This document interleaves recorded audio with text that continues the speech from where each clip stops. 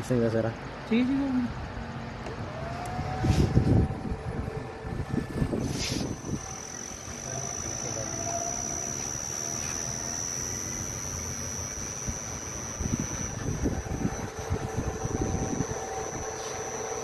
Tirahe 1.55, 220 volts.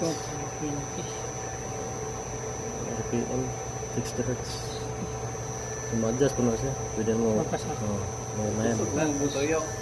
Hinayan. Pwede mo hinayan. Wala, may control ba? Tapos ganun mo. Nandun sa 60 na. Supply is single phase. Yeah. Ang motor is 3 phase. 3 phase. 20 rin eh. Pwede rin. Ano siya? Pwede po rin sa solar, sir.